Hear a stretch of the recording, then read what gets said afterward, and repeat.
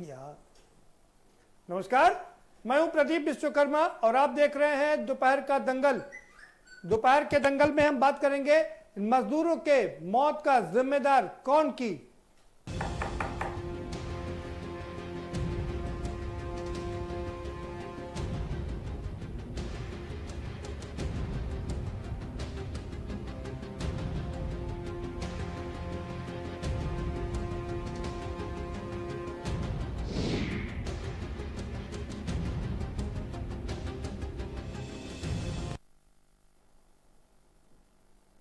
जी हाँ, मजदूर सड़क पर हैं और हादसों का शिकार हो रहे हैं।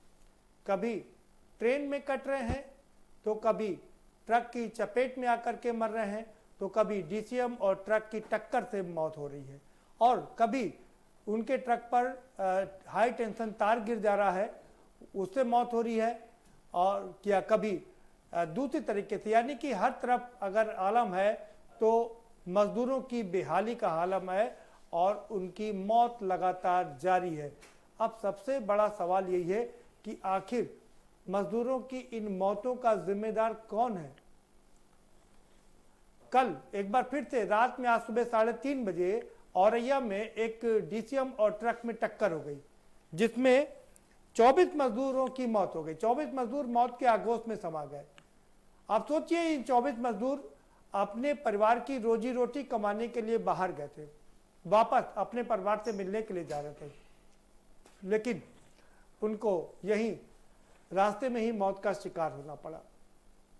अब ये किसी के पति हैं, किसी के भाई हैं, किसी के बेटे हैं और किसी के पालनहार हैं, घर चलाने वाले हैं, लेकिन अब उनके परिवार का पालन करने वाला कोई नहीं बचा है। सबसे बड़ी बात यह है कि इस मौतों का जिम्मेदार कौन है, इस पर कोई जिम्मेदारी नहीं ले रहा है। हालांकि उत्तर प्रदेश के मुख्यमंत्री ने इसकी जांच के आदेश दे दिए हैं। आईजी कानपुर को घटनास्थल पर रवाना कर दिया है और साथ ही साथ में 2-2 लाख रुपए मुआवजे का ऐलान भी कर दिया है। ये एक अच्छी बात है। जांच के आदेश भी दे दिए कि आखिर ये हादसा हुआ क्यों है, ये भी बड़ी बात है। लेकिन अब इस पर राजनीति भी शुरू हो गई है। राहुल गांधी ने ट्वीट करके तो सिर्फ दुख जताया, लेकिन अखिलेश यादव ने पूछ लिया, ये एक्सीडेंट नहीं है, ये हत्या है, और ये हत्या का जिम्मेदार कौन है। तो वहीं मायावती ने सदी हुई टिप्पणी देते हुए इसके लिए मौत का जिम्मेदार कौन है वो उन्होंने भी पूछ लिया है। अब सबसे बड़ी बात यह है कि इस पर राजनीति भी शुरू हो गई है, और राजनीति तो लगातार पूरे देश में चल रही है, लेकिन अगर नहीं रुक रहा है तो वो मौतों का सिलसिला नहीं रुक रहा है। आखिर डीसीएम सड़क पर क्यों खड़ी हुई थी। और दूसरी बात यह भी कही जा रही है कि ट्रक ड्राइवर शायद ड्रिंक किए हुए था, वो दारू क्यों पिए हुए था। और एक और अच्छी और बात आपको बताते चले कि ट्रकों में लगातार भर भर के मजदूर जा रहे हैं, और ये ट्रक वाले लोग भी उनसे अनाप शनाप पैसा वसूल रहे हैं। एक तो उनको भेड़ बकरी की तरह भर रहे हैं, दूसरा अगर उनके पास पैसे नहीं है तो उनसे घड़ी छीन लेते हैं, मोबाइल छीन लेते हैं, और ये मजदूर कुछ नहीं कर पाते हैं। और भयानक तस्वीर आपको बताएं तो हरियाणा की जो तस्वीरें सामने आ रही हैं, उसमें से नदी पार कर रहे हैं, तमाम मजदूर नदी पार करके जा रहे हैं और अपनी जान जोखिम में डालकर, जान की परवाह ना करके ये नदी से अपने यहाँ गंतव्य स्थान की ओर जा रहे हैं। तो रास्ते में तमाम पुलिस वाले उनको वापस भेज रहे हैं, लेकिन खाना नहीं मिल रहा उनको, उसकी चिंता कोई नहीं कर रहा है। ये बड़ी बात है। इसी पर चर्चा करेंगे कि औरैया में जो मौत हुई है मजदूरों की, उन मौतों का जिम्मेदार कौन है। सड़कों पर जो मौत हो रही है उन मौतों का जिम्मेदार कौन है। ये वही मजदूर हैं, हम आपको बताते चले, जो देश निर्माता जिनको संज्ञा दी जाती है, जो देश का निर्माण करते हैं, बड़ी बड़ी इमारतें बनाते हैं, बड़ी बड़ी अट्टालिकाएं बनाते हैं जिनमें हम आराम से रह सकते हैं, लेकिन इन मजदूरों के रहने के लिए अपना मकान नहीं है, इन मजदूरों के रहने के लिए कोई ठिकाना नहीं है, और ये रास्ते पर मौत की नींद सो रहे हैं। कौन है इन सबका जिम्मेदार, इस पर चर्चा करेंगे। हमारे साथ खास मेहमानों का पैनल जुड़ा हुआ है, हम उनसे आपका परिचय कराएंगे, लेकिन एक रिपोर्ट जरा दिखा देते हैं कि दरअसल ये घटना हुई कैसे और क्यों हुई। ये रिपोर्ट देखिए और समझिए कितनी दर्दनाक है ये घटना।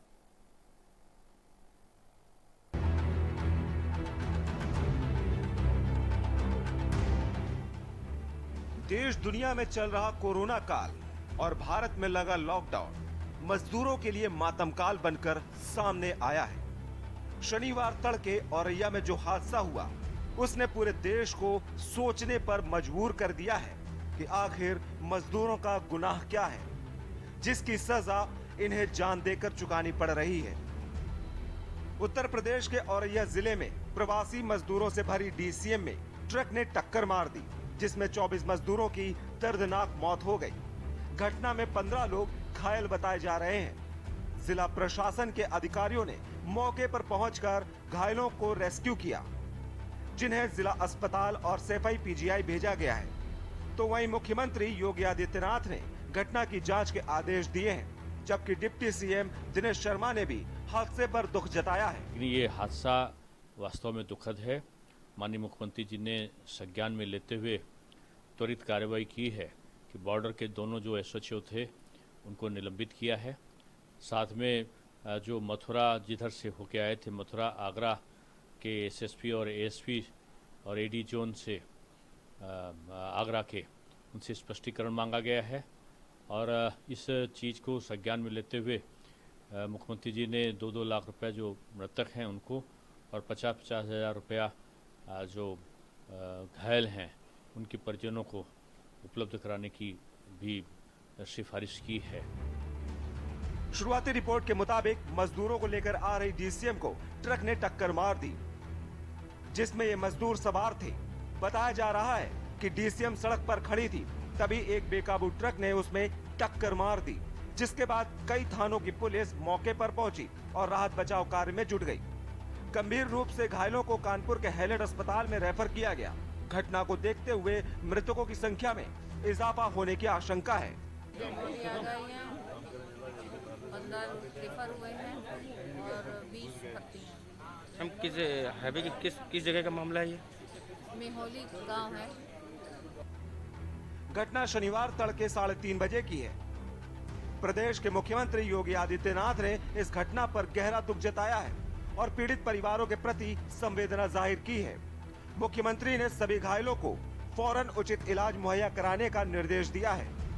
मुख्यमंत्री ने कानपुर के कमिश्नर और आईजी को निर्देश दिया कि वे घटनास्थल का दौरा करें और जल्द से जल्द घटना के कारणों की रिपोर्ट दें। इस हादसे में 24 लोगों की अब तक मृत्यु हो चुकी है और 22 लोगों को सैफई मेडिकल कॉलेज रेफर करा गया है और 12 लोग जिला अस्पताल औरैया में इनका इलाज कराया जा रहा है। बेहतर से बेहतर चिकित्सा सुविधा प्रदान करने का प्रयास किया जा रहा है और हम लोगों का पूरा प्रयास है कि जो लोग इंजर्ड हैं वो लोग सही सलामत अपने घर पहुँचे। देखिए, अब ये सब तो चीज़ें जो है हम लोग इसको देखेंगे कैसे इतने लोग जाते हैं एक गाड़ी में थे और जैसा संज्ञान में आ रहा है कि ये दिल्ली से चले थे जाते हैं। ये एक गाड़ी दिल्ली से बताया जा रहा है जाते हैं, जो ये आपका डीसीएम था दिल्ली से चली थी और दूसरी गाड़ी जाते हैं भरतपुर और जयपुर से जाते हैं। तो अन्य राज्यों से भी जाते हैं लोग इस तरह से आ रहे हैं, इतनी संख्या में आ रहे हैं जाते हैं। ये सब हम पूरी चीज़ों को सरकार करेंगे जिससे कि किसी भी मजदूर या किसी को दिक्कत ना हो।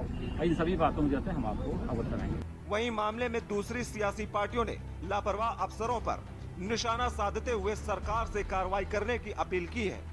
मायावती ने मजदूरों की मौत पर दुख जताते हुए सियासत से बचने की भी बात कही, जबकि कांग्रेस के प्रदेश अध्यक्ष अजय कुमार लल्लू ने मजदूरों की मौत का जिम्मेदार यूपी सरकार को बताया। तो इसकी आड़ में ऐसे संकट की घड़ी में इसके आड़ में घिनौनी राजनीति करने की बजाय तो जो श्रमिक लोग हैं उनकी पूरी मदद करनी चाहिए और इसमें हमें एक दूसरे की टांग नहीं खींचनी चाहिए। और यूपी के सीएम से भी यही कहना है कि जो वो दिशा निर्देश जारी कर रहे हैं वो सख्ती से उनको ज़मीनी हकीकत में उनको इम्प्लीमेंट कराए। और सेंटर से भी यही कहना है क्योंकि सेंट्रल गवर्नमेंट ने भी अभी रिसेंटली तो प्रधानमंत्री जी ने जो स्पेशल पैकेज जारी किया है जिसकी डिटेल में पूरी जानकारी वित्त मंत्री जी दे रही हैं पिछले कई दिन से।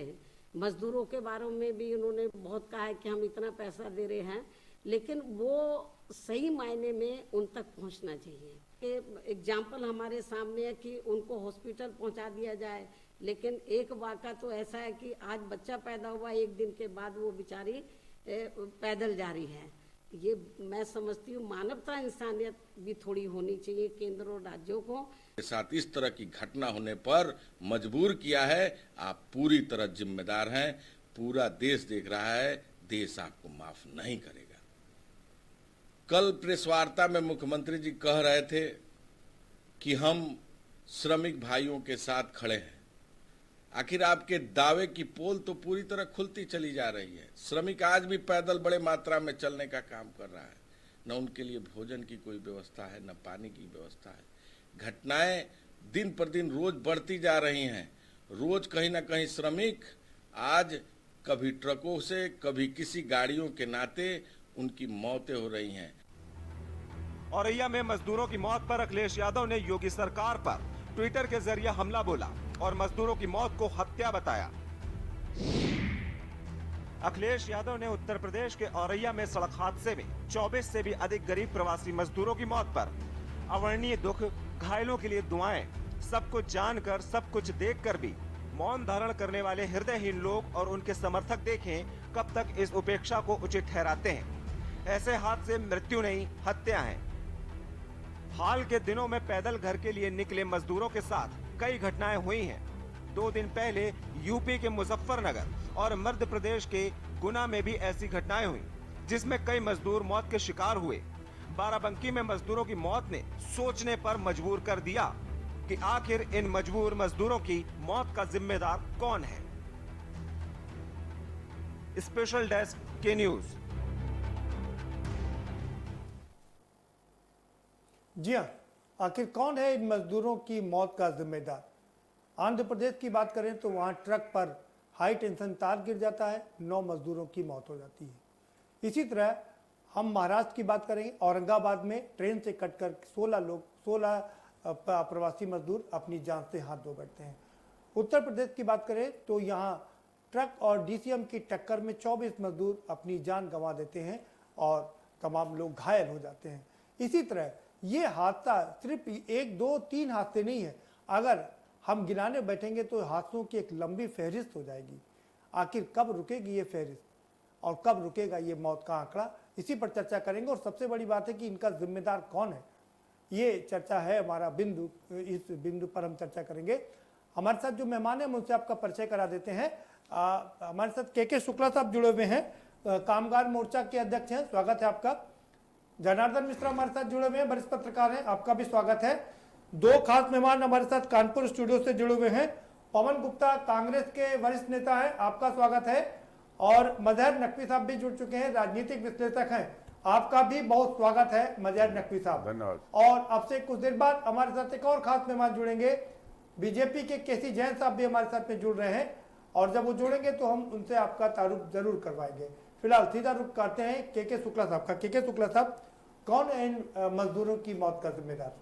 देखिए, मजदूरों की समस्या पर और जो आज दुर्घटना घटी उस पर आप जो डिबेट कर रहे हैं, तो वास्तव में डिबेट का कोई स्कोप इसमें नहीं है, क्योंकि ये सब लोग सहमत होंगे कि ये जो घटना घटी है, ये इस तरह की घटनाएं मजदूरों के साथ घटती हैं तो मजबूर जो होते हैं वो मजदूर कहलाते हैं। मजबूरी का नाम है मजदूर।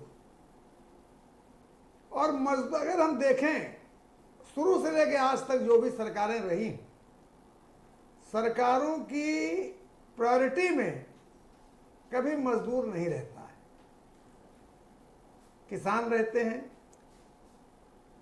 और वर्ग रहते हैं संगठित क्षेत्र के, लेकिन मजदूर जो इस देश में सर्वाधिक संख्या में हैं, असंगठित क्षेत्र के मजदूर, ये कभी भी सरकारों के प्रायोरिटी में नहीं रहते, क्योंकि इनकी जो वोट देने की शक्ति है वो संगठित होकर नहीं देती। एक समय था जब वामपंथी दल मजदूरों के हितों का बड़ा दावा करते थे और वो मजदूरों के संघर्ष के लिए लड़ते थे, कहते थे। एक मिनट आपको रोकना पड़ेगा, राहुल गांधी कुछ कह रहे हैं, जरा ले चलते हैं, सीधे आपको सुनवाते हैं कि क्या कह रहे हैं राहुल गांधी। 26 में से serious reservation about the nature of the package that the government has given, and I would like the government to reconsider. It is good that they have taken this step. It's not a bad step, but the most important thing right now is that we put money directly into the hands of our poor people. When a child has an accident or gets hurt, the mother or the father do not give him a bank loan. They do not give him credit. A mother is ready to give whatever food she has to her son or her daughter. And that is the spirit that the government of India should employ. The government of India should not worry about what the foreigners are going to say, what the agencies are going to say. The government of India should have faith in our small and medium businesses, should have faith in our people, in our farmers, faith in the people who are walking on the streets, and immediately give them money in their pocket without a single thought. And there is a reason for this. Because if we do not support our small businesses now, if we do not support our farmers now, if we do not support our economy will not start. And if our economy does not start, the question of ratings does not arise. So I would like to ask the government, and with all respect, I would like to ask the Prime Minister to think about putting money directly into the bank accounts of our people. In the Congress party, we had an idea called Nyay. Do Nyay temporarily. Don't do it permanently, do it temporarily, but please start putting money into the small businesses, into the farmers, into the migrants' bank accounts. Because if we do not, we will have a catastrophic result. What is going to come if we do not do that is going to be much worse than what we have seen. It is going to overshadow the disease of COVID. So that is my main message.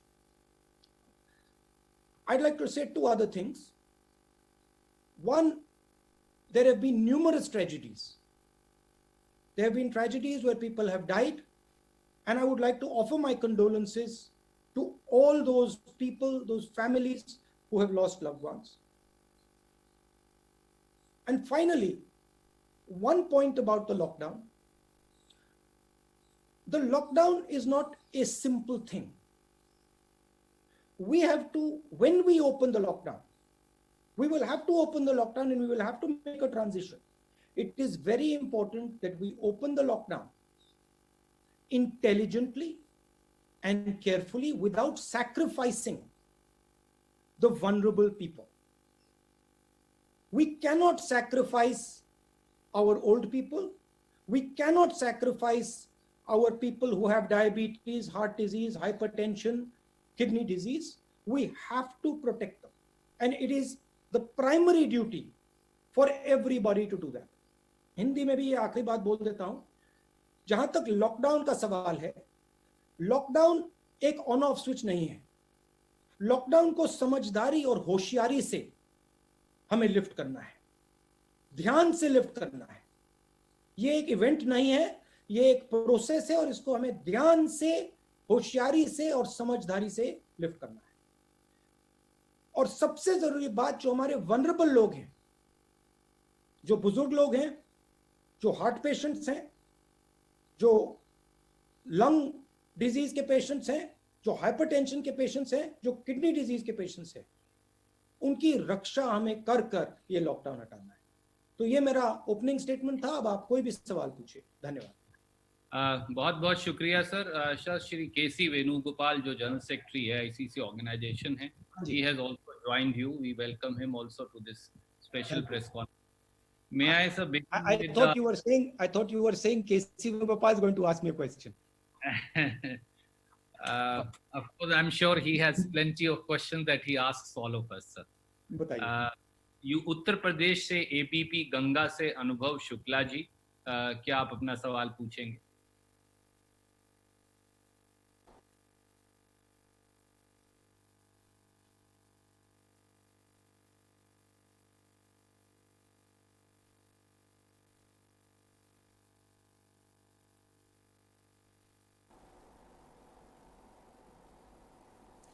जी हाँ, राहुल गांधी ने जो शुरू से एक राग अलापा और राग पकड़ा, उस राग को ही लेकर के चल रहे हैं कि मजदूरों की हालत बहुत ख़राब है, उनके हाथ में सीधा पैसा जाना चाहिए. लेकिन केंद्र की सरकार का मानना है कि सीधे पैसे न देकर के उनकी रीढ़ की हड्डी मजबूत करनी चाहिए, जिससे कि मजदूर सीधा खड़ा हो सके। अब इन दोनों के बीच राजनीति लगातार हावी है, राजनीति का सिलसिला भी चल रहा है और इसके बीच में मजदूरों की मौत का आंकड़ा भी बढ़ रहा है। अब सवाल यह कि कौन है जिम्मेदार इसका, इसी पर चर्चा कर रहे थे। हमारे साथ में के शुक्ला साहब ने अपना विचार रखा। हम रुक करेंगे पवन गुप्ता का। पवन गुप्ता जी, कौन है इन मौतों का जिम्मेदार? देखिए, जो आज सुबह घटना हुई औरैया वाली, बहुत दर्दनाक, और ऐसी घटनाएं हमारे देश में नहीं होनी चाहिए। और अब इस घटना के लिए जिम्मेदार कौन है, ये इसको आप हादसा कहें वो गलत है। ये निश्चित रूप से हत्या है और इसको आप कह सकते हैं गैर इरादतन हत्या का जो एक्ट है, प्रोविजन, वो इसमें होना चाहिए। इसके लिए जिम्मेदार कौन है? तो इसके लिए जिम्मेदार केंद्र सरकार है और राज्य सरकारें हैं। जब 25 मार्च को लॉकडाउन लगाया गया था तो हमने अपने प्राइम मिनिस्टर नरेंद्र मोदी जी की स्पीच सुनी थी। उसमें उन्होंने कहा था कि हम 10 तारीख से 15 दिन हो गए इसकी पूरी तैयारी कर रहे हैं। तो भाई, जब आप 15 दिन से इसकी तैयारी कर रहे थे तो आपने उस 15 दिन में क्यों नहीं 3 दिन पहले, 4 दिन पहले जितने भी प्रवासी मजदूर थे, क्योंकि उस समय 100 से नीचे कोरोना मरीज थे पूरे देश में, आप उस समय उनको निकाल सकते थे।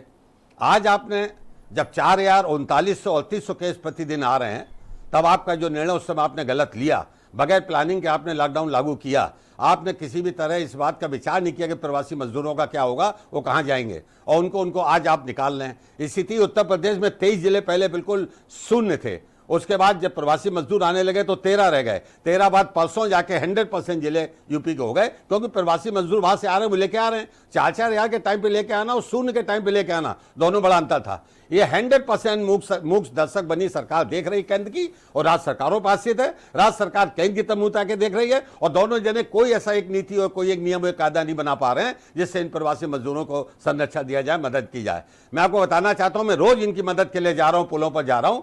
ऐसी ऐसी घटनाएं, उनसे बात करें, उनसे जिक्र करें, उनकी बात सुने तो आपकी आंखों में खुद आंसू आ जाएंगे। मैं परसों में किसी मदद कर रहा था, एक औरत ऑलरेडी 2-3 महीने के बच्चे को गोद में लिए थी, एक 3 साल के बच्चे को कमरे में टांगे थी, थक गई, पेड़ के नीचे बैठ गई। पूछा उससे, बोले भैया कल सुबह शाम से दूध नहीं मिला है और उसको कैसे क्या करें, तो उसको दूध मंगा के दिया। मतलब ऐसी ऐसी स्थितियां हमारे यहाँ पे हैं कि एक लड़का कल परसों के दिन है, वो भौती से पुल पे चढ़ा और ये जाजमा पुल पर उतरना था, 13 किलोमीटर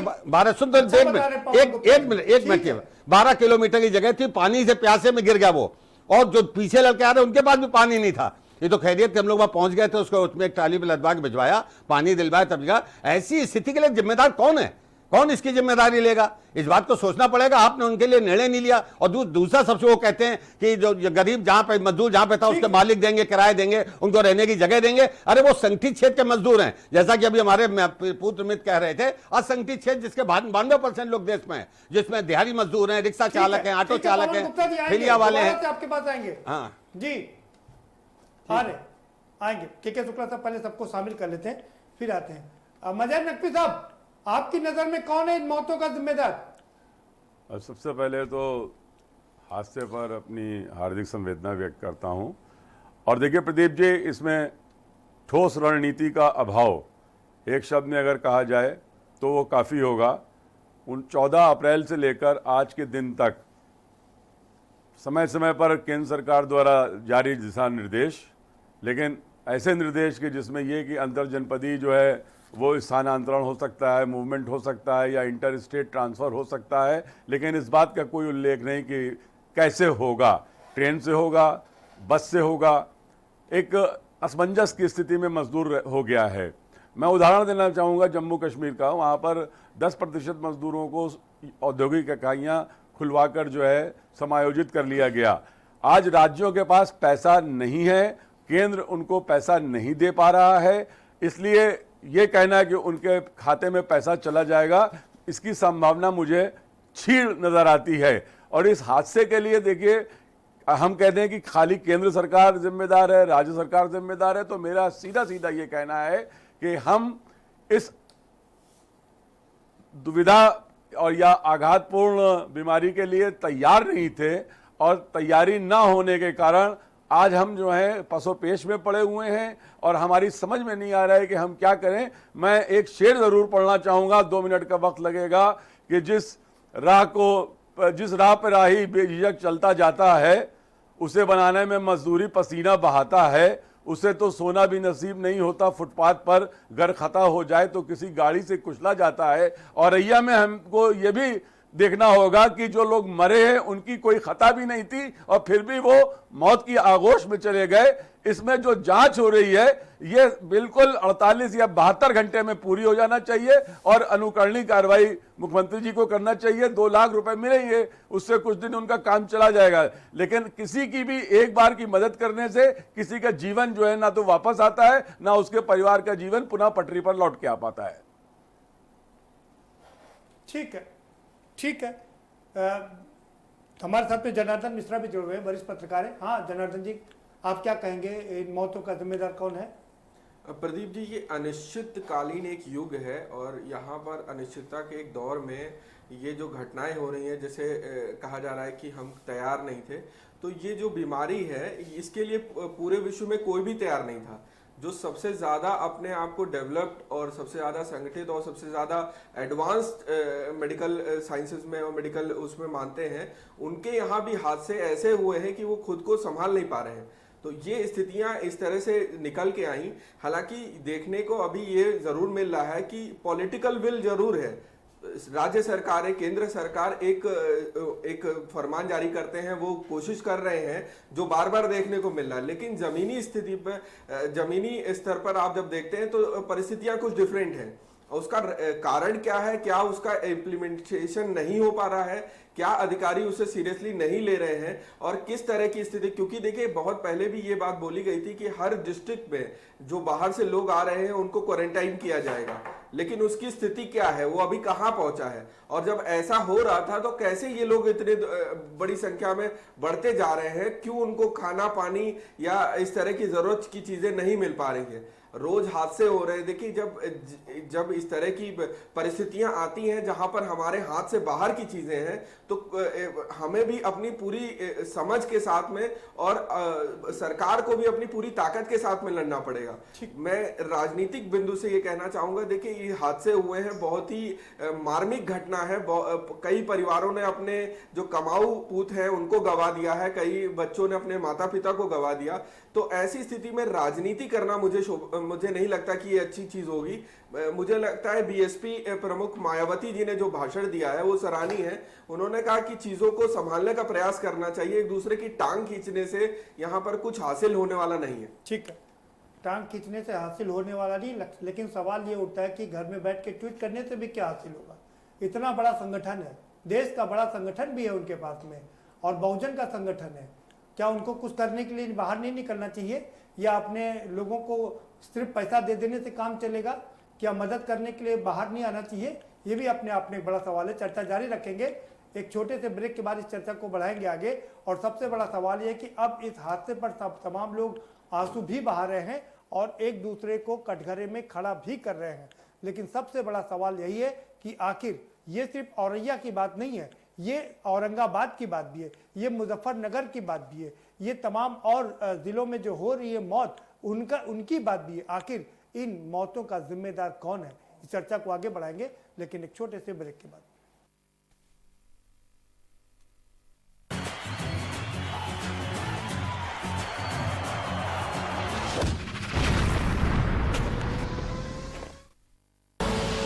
आप देख रहे हैं के न्यूज, खबरों का सारथी।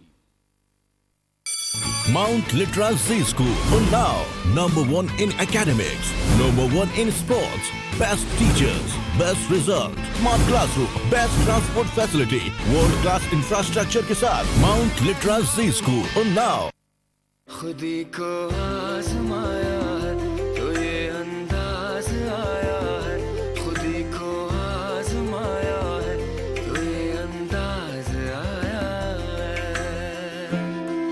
तुम में भी मैं हूं, शुद्ध प्लस पान मसाला।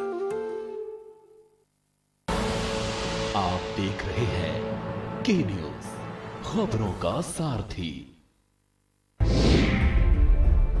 क्या है भरण पोषण की परिभाषा? भरण पोषण पर किनका है हक? बेऔलाद किससे पाए अपना हक? भरण पोषण न करने पर क्या है दंड? भरण पोषण की क्या होगी राशि? बुजुर्गों का हक ऐते रख। कीजिए सवाल, जानिए अधिकार। 0512-239-0031 और 0512-239-0032। हमारी खास पेशकश वकील आपका में रविवार दोपहर 3 बजे सिर्फ के न्यूज इंडिया पर। कोरोना संकट के पल पल की अपडेट आप तक पहुंचा रहे हैं 100 कोरोना योद्धा। जुनेद अहमद, संजय विश्वकर्मा, आमिर रजा, मोहित कश्यप, मुकेश कुमार, संदीप शर्मा, संदीप गुप्ता, आलोक मिश्रा, कृष्णा, जहीर अहमद, सिद्धार्थ प्रताप सिंह, दिलदार खान, वरुण शर्मा, गोपाल वर्णवाल, सैयद सभी अब्बास, अर्जुन देव वार्ष्णे, अमित कुमार। News India. सबसे बड़ी महामारी, सबसे बड़ी कवरेज। केबल ऑपरेटर्स जो पहुंचाते हैं आप तक हमारी हर बात। सजगता और समझदारी जिनकी है पहचान। जो है कोरोना योद्धा, जो है जिम्मेदार। इन कोरोना योद्धाओं को के न्यूज का सलाम। आप हैं तो हम हैं, आपके बिना हम कुछ नहीं। देश भर के केबल ऑपरेटर्स कोरोना योद्धाओं का के न्यूज की तरफ से हार्दिक अभिनंदन। आप देख रहे हैं के न्यूज, खबरों का सारथी।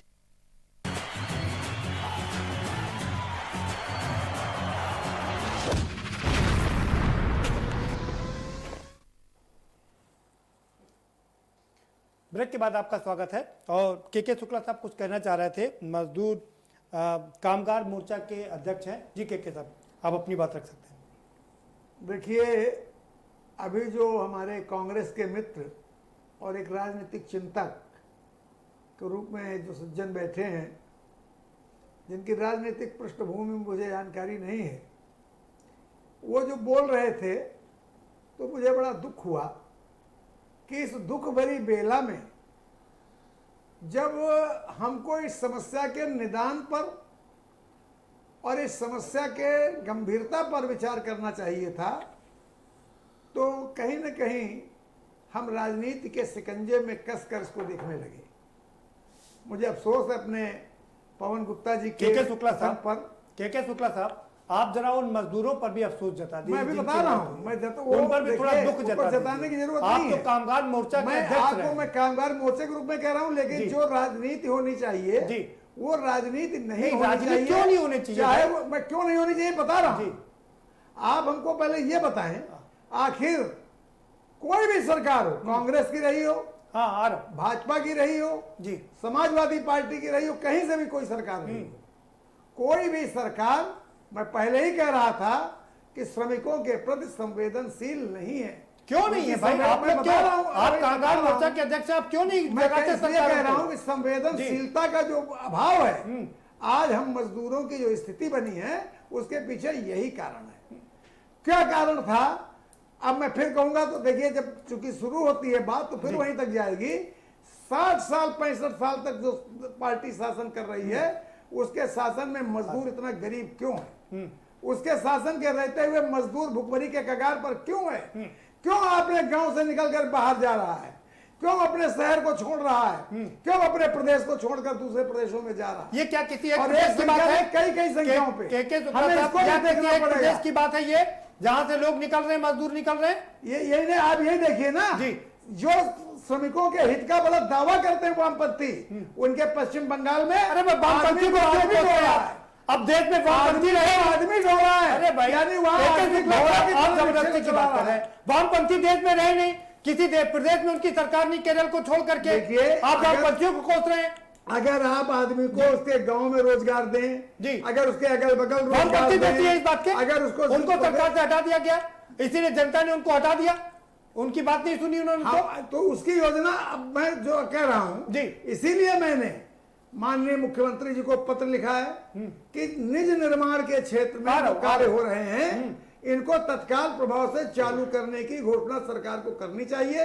जो कोरोना से बचने के उपाय हैं उनको उपाय को अपनाते हुए ये जरूरी है कि हम जो श्रमिक आ रहे हैं, यहाँ पर हैं, मुझे ये बता दीजिए, आपने इस घटना पर एक बार भी ना तो दुख जताया, ना उसका कौन जिम्मेदार है इसकी बात किया। डीसीएम रास्ते में कैसे खड़ा था, कौन है उसका जिम्मेदार? देखिए, 2 एसएचओ को सस्पेंड कर दिया गया है, सीओ को हटाए जाने की बात की जा रही है, कौन है इसका जिम्मेदार बताइए। आप जो कह रहे हैं कि हमने दुख नहीं जताया, तो मुझे बड़ा अफसोस ये हो रहा है कि दुख जताने की नहीं, दुख अनुभव करने की जरूरत है। अरे भाई दुख पता है, आप आरोप तो होना चाहिए ना। हम दुखी होकर के इसका निदान न बता करके आरोप प्रत्यारोप लगाएंगे। 72 साल के अभाव, उनका अभाव। शुक्ला साहब 72 साल से देश निदान ही सुनता आ रहा है, तमाम सारी योजना उन्हीं के लिए बन रही है, लेकिन उनका कभी भी उत्थान होता नहीं है। रही है वो अब उनके अगर लागू करने में कहीं न कहीं गड़बड़ देखिए, तो उसी के लिए मैं पूछ रहा हूँ ना, मैं उसी के लिए पूछ रहा हूँ, मौतों का जिम्मेदार कौन है? आज जो ये बीमारी संकट खड़ा हुआ है, जैसा हमारे बगल में बैठे हुए पत्रकार बंधु ने कहा, जो राजनीतिक विश्लेषक के रूप में, कि बड़े बड़े विकसित देश भी फेल हुए हैं। हम अपने शादी विवाह में बड़ी अच्छी व्यवस्था रखते हैं, बड़े विकसित देश फेल हुए हैं। के शुक्ला साहब, मैं उनका जवाब दूंगा, आप भी सुन लीजिए, आप घबराइए नहीं। बड़े जो देश फेल हुए हैं उनके यहाँ अचानक अटैक हुआ था, हमारे यहाँ अचानक अटैक नहीं हुआ था, हमको पूरा 2-3 महीने का समय मिला था। देखिए, हमको 2-3 महीने का समय दिया, उसी की व्यवस्था का कारण है कि आज भी उत्तर हिंदुस्तान में कोरोना का प्रकोप जितनी तेजी से दिखना चाहिए था, वो नहीं पूरे हिंदुस्तान में कतई नहीं शुक्ला जी, उसका कारण नहीं है। विश्व में 11वें नंबर पर पहुंच चुके हैं, इसके पीछे वो ताकतें उसकी बात नहीं कर रहा हूं। शुक्ला साहब, इन मौतों का जिम्मेदार कौन है, मैं आपसे ही जानना चाहता हूं। इन मौतों पे व्यवस्था जिम्मेदार है, व्यवस्था हमारी इस सरकार की, मतलब जो भी सरकार है, चाहे वो पहले रही हो चाहे आज रही हो, सारी सरकारों द्वारा दी गई व्यवस्था इसके लिए जिम्मेदार है, और अभी व्यवस्था में आमूल चूल नीचे तक परिवर्तन करने की जरूरत है। ठीक बात है। हमारे साथ केसी जैन साहब भी जुड़ चुके हैं, भारतीय जनता पार्टी के नेता है, प्रवक्ता भी हैं। आपका स्वागत है केसी जैन साहब, क्या कहेंगे, कौन है इन मौतों का जिम्मेदार?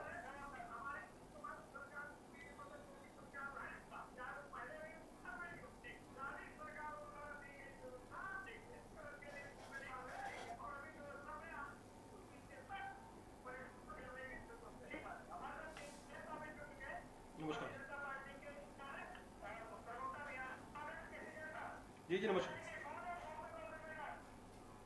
देखिए, जिस प्रकार से पूरे विश्व में इस महामारी ने एक तरीके से जो समस्या पैदा की है, और पूरे विश्व में जिस प्रकार से मौतें हुई हैं, उसके बाद में भारत देश में हमारे पास जो संसाधन हैं और उन सारी चीज़ों को देखते हुए जिस प्रकार से माननीय आदरणीय प्रधानमंत्री मोदी जी ने जो निर्णय लिया लॉकडाउन का, उसका कहीं ना कहीं प्रभाव है कि जितना विकराल रूप अन्य देशों में दिखाई दिया, उस तरीके से कम विकराल रूप यहाँ भारत देश में नहीं दिखाई दिया। लेकिन फिर भी अगर जो मौतें हुई हैं वास्तव में वो सोचजनक है, वो बात आपकी मान लिया, ये बात ठीक है, कोई दवा नहीं है, लेकिन हम सवाल ये कर रहे हैं पूरा विश्व समस्या से परेशान है, तो उसका पर मजदूरों की मौत हो रही है, उसका जिम्मेदार कौन है? चीजों को प्रधानमंत्री जी ने बखूबी निभाया, देश के हर एक प्रदेश के मुख्यमंत्रियों ने उसको खूबी से निभाया। लेकिन अगर वो चीज समस्या है, वो फैली हुई है, तो उसको केसी जैन साहब, सीधा पूछ रहा हूं आपसे सवाल, रास्ते में डीसीएम खड़ा कर दिया, उससे ट्रक लड़ गई, 25-24 मजदूरों की जान चली गई, इसका जिम्मेदार कौन है? क्या जिस तरह से मुख्यमंत्री ने अधिकारियों को सस्पेंड किया है, लगता है कि अधिकारियों को थोड़ा और सतर्क होकर पूरे विश्व की, और रही बात मजदूर की या वीआईपी की, वीआईपी कल्चर की, यहाँ पे इसमें कोई बचा हुआ नहीं है। इसमें देखिए तमाम सारे कई डॉक्टर्स हैं जो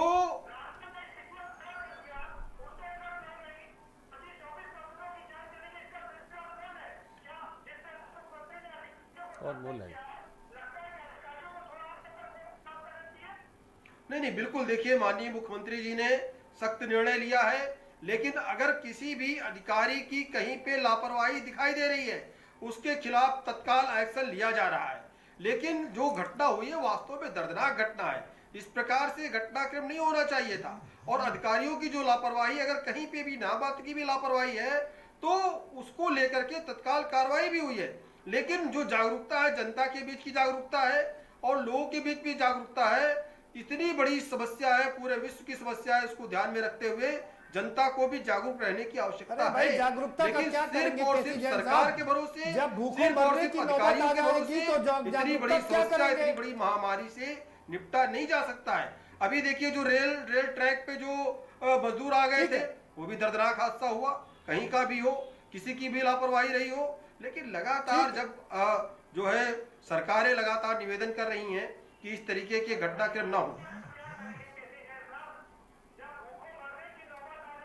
ठीक है। पवन गुप्ता जी आप कुछ कहना चाह रहे हैं? देखिए उससे बात निपटने के हो लिए जाए। जो सरकार ने बहुत अच्छी व्यवस्थाएं की हैं। ऐसा नहीं है, हो सकता है कहीं पे कुछ समस्याएं हो, लेकिन उसके लिए अभी मैं कल देख रहा था, कल मैंने लिंक देखा, नोएडा के ही जो विधायक हैं, जो माननीय राजनाथ सिंह जी के बेटे हैं नीरज सिंह जी, तो आप उनका भी मैंने देखा, पंकज सिंह जी का भी देखा मैंने। उनके पास एक लिस्ट गई थी, सारे लिस्ट के लोगों को चिन्हित करके उन्होंने अनाज और खाने की पूरी व्यवस्था की। और एक टीवी चैनल के जो पत्रकार थे, उन्होंने उनको ट्वीट किया था, उन्होंने कहा कि आपसे बात नहीं हो पा रही है, आपका नंबर नहीं मिल पा रहा है। मैंने उनका ट्वीट पूरा पढ़ा। तो सरकारें अपना काम कर रही हैं। अगर किसी को समस्या है तो जहां के जो जनप्रतिनिधि हैं सरकारें अपनी बात पहुंचाएं, पूरी समस्या का निराकरण किया जा रहा है। साथ ही साथ प्रधानमंत्री जी ने जो निवेदन किया कि आप अपने पास के आसपास सक्षम हैं 9 परिवार 10 परिवारों को भोजन की व्यवस्था की जिम्मेदारी लें, वो भी समाज के लोग जिम्मेदारी ले रहे हैं। मैं सबसे पहले अपने मित्र सामने जो शुक्ला जी बैठे हुए हैं उनकी बात का जवाब देना चाहूंगा। देखिए, हमारा देश एक लोकतांत्रिक प्रक्रिया के साथ चलता है, उसमें राजनीतिक दलों की जिम्मेदारी बनती है। सरकार ने लॉकडाउन का निर्णय लिया, पूरा देश उनके साथ था, सभी राजनीतिक दल साथ थे और पूरा एक देश की जनता साथ थी। उनकी बात का जवाब देने से पहले मेरी एक बात का जवाब दे दीजिए। हाँ, बताइए। आखिर इन मौतों का जिम्मेदार कौन है, जरा मुझे ये बता दीजिए। औरंगाबाद में भी 16 लोग कट के मर गए। मैं वही तो कहने, मैं उसी विषय पे आ रहा हूँ।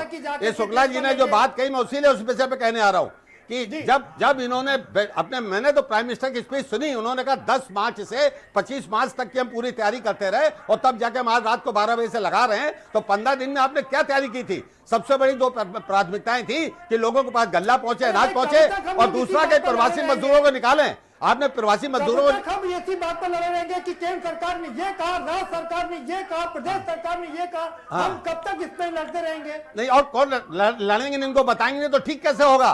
तब तक सरकार जागेगी कैसे? इनको निकालने का रास्ता कैसे बनेगा? ये मजदूर अपने घर कैसे पहुंचेंगे? इनको निकालने का रास्ता कैसे बनेगा? भूखे प्यासे हम संवेदनहीन लोग नहीं हैं शुक्ला जी, हम लोग नहीं संवेदनशील हैं। और संवेदनहीन होकर बात यहाँ पे टीवी चैनल पर चर्चा करने नहीं आ जाएंगे। हम लोग इसके लिए लड़ेंगे और इनके हक के लिए लड़ेंगे। इनको निकालने का काम करना होगा। और जो लोग इसके लिए दोषी हैं, अधिकारी कम दोषी, सरकारें ज्यादा दोषी हैं, वो इसके लिए उनको बताना होगा। और उनको निकालने के लिए रास्ते एक नीति बनानी होगी पक्की, जिससे लोग अपने निकल के घर जा सकें, जो अभी तक सरकारों ने नहीं बनाई। हाँ। इसके लिए दोषी हैं वो ताकतें जो मजदूरों को भड़काने का काम करती हैं, जो मजदूरों के आत्मबल को गिराने का काम करती हैं। अभी आप ही कह रहे थे कि असंगठित क्षेत्र, आप स्वयं कह रहे थे असंगठित क्षेत्र, 92% असंगठित क्षेत्र है। ठेलिया वाले, ठेले वाले, दिहाड़ी मजदूर, ऑटो चलाने वाले, रिक्शा चलाने वाले, 92% ये लोग हैं। इनके पीछे नेतागिरी नहीं है, इनको नेताओं का संरक्षण नहीं है। अभी प्रदीप जी ने कहा कि इनको संरक्षण राजनीतिक रूप से नहीं मिलता है। आप समझिए, आप इतनी बातें कहें, अपना कुछ भी कहें, इन लोगों को निकालने के लिए कोई बात नहीं की गई, कोई नीति नहीं बनाई गई। देश दोषी हैं लोग। हम मोदी के हंसभक्त नहीं है, देश के नागरिक हैं। अगर कोई गलत हुआ उसको सरकार की तरफ इंगित करके बात कहेंगे। के साहब आप रुकिए, पवन जी आप भी रुकिए, जैन साहब, केसी जैन साहब आप अपनी बात रख सकते हैं।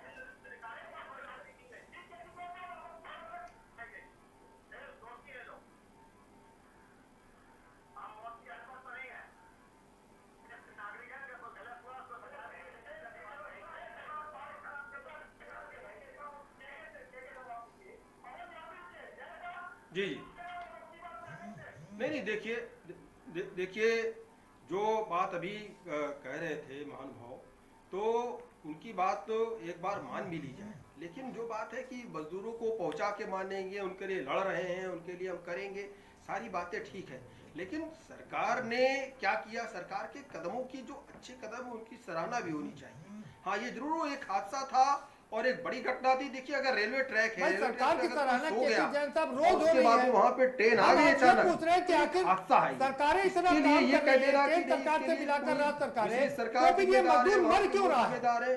तो जब ट्रैक है, रेलवे ट्रैक पे रेल ही चलेगी और ये है, ये चीजें हैं कि मालगाड़ियां चल रही हैं, अब तो लोगों को घर पहुंचाने की व्यवस्था की जा रही है लगातार। ये क्या मरने के लिए बने हैं? विश्वकर्मा जी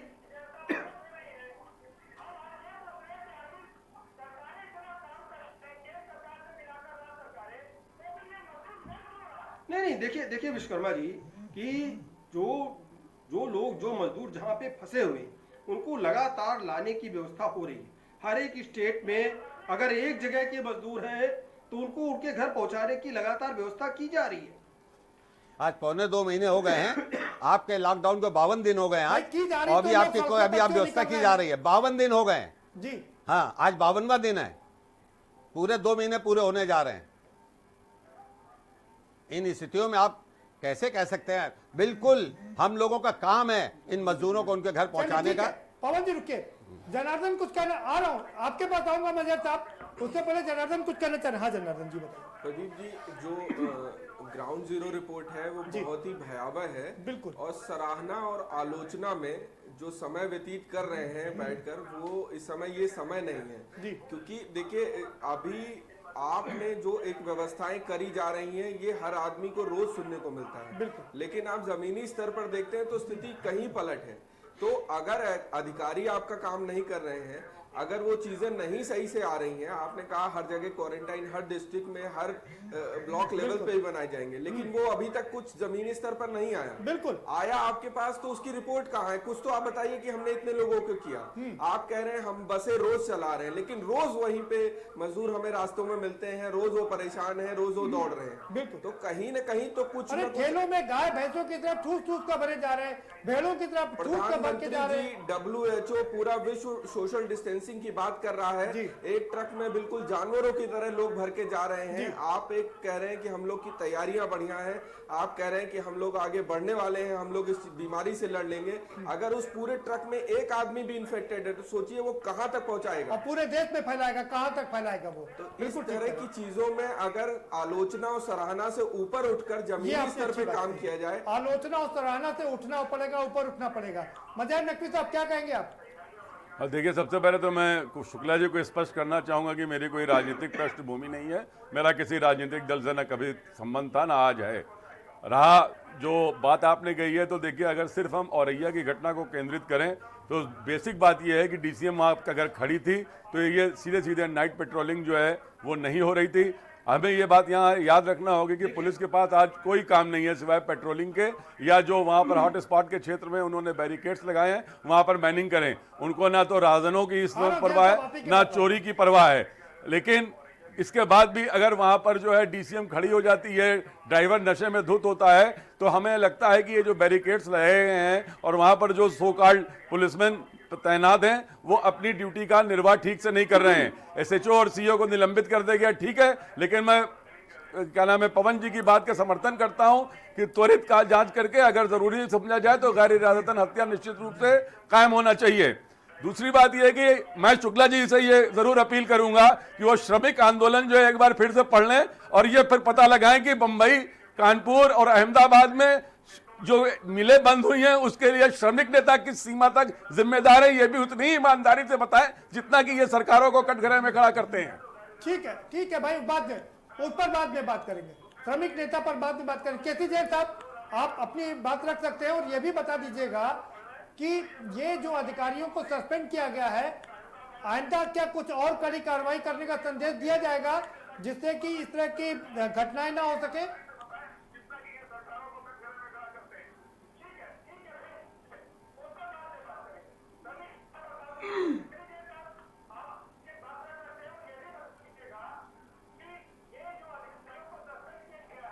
जी जी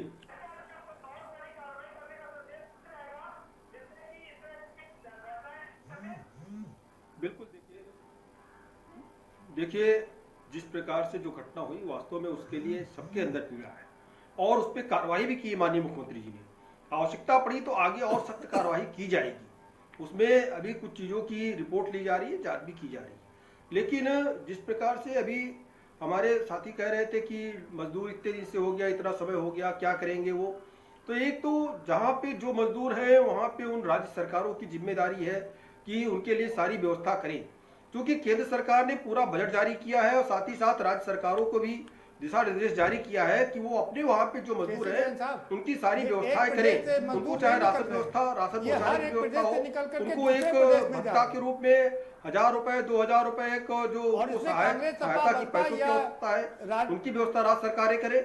जैसे उत्तर प्रदेश में माननीय योगी जी ने लोगों के अकाउंट में पैसा भेजा है, और जो गैर संगठित मजदूर है या जिनका कहीं पे अकाउंट नहीं है उनको भी राहत सामग्री देने का काम किया है। और 20 लाख मजदूर उत्तर प्रदेश में आया है।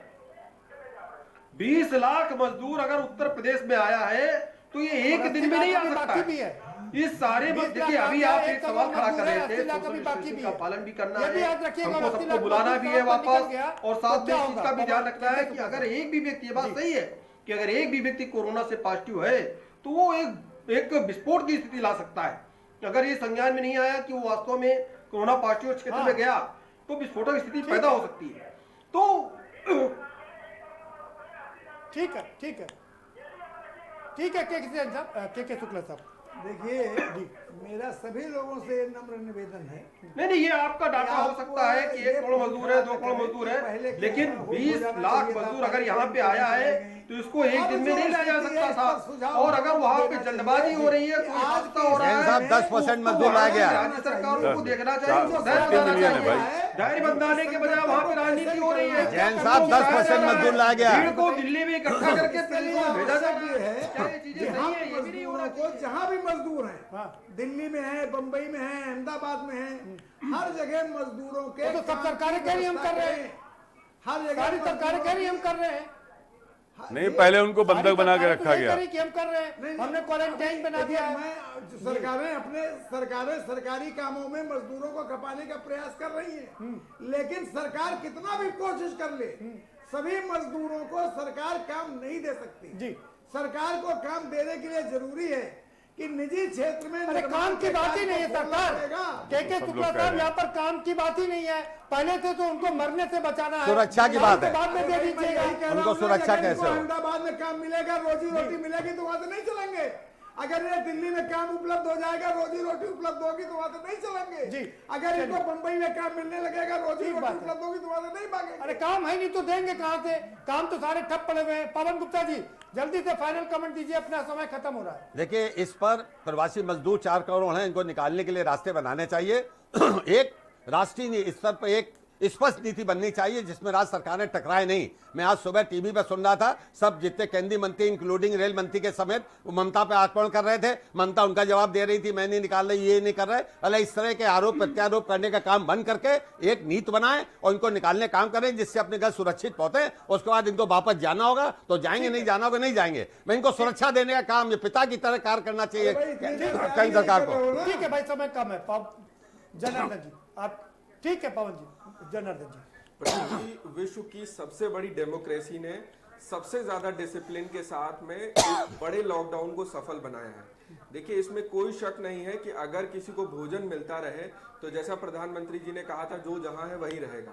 लेकिन जो सरकारें दावा कर रही हैं, जो बात कह रही हैं कि हम यहाँ पे घर घर तक अनाज पहुंचा रहे हैं या पहुंचा रहे हैं, उन दावों में कहीं न कहीं पोल है, कहीं कहीं उसमें कमी है। इसी वजह से जब देखिए, मैंने भी कई लोगों से रास्ते में बात की, लोग कहते हैं मरेंगे, भूखे मरेंगे, इससे बड़े गांव में जाके मरेंगे। तो आदमी इस स्तर पे आ गया है कि जान जा ही रही तो अपनों के बीच में जाके मरेंगे। तो इस चीज को समझनी चाहिए। अगर सरकारों का मतलब जो उद्देश्य है, सरकारें जो अपना क्रियाकलाप दिखा रही हैं वो करना चाहती, लेकिन जमीनी स्तर पर स्थितियां बिल्कुल अलग हैं। आगे बढ़ के सबको एक साथ मिलकर काम करना ही पड़ेगा। बहुत शुक्रिया आप सभी मेहमानों का, बहुत शुक्रिया इस चर्चा में शामिल होने के लिए और मजदूरों की मौत पर आंसू बहाने के लिए। हम यही करते रहेंगे, कुछ नहीं, ये मजदूर मरते रहेंगे और हम उनकी मौत पर आंसू बहाते रहेंगे। यूं ही राजनीति चलती रहेगी, देश यूं ही चलता रहेगा, मजदूर यही मरता रहेगा और हम पूछते रहेंगे कि आखिर इन मौतों का जिम्मेदार कौन है। आप देखते रहिए के न्यूज़। इस कार्यक्रम में इतना ही, हमें दीजिए इजाजत और बाकी खबरों के लिए आप देखते रहिए के न्यूज़ इंडिया।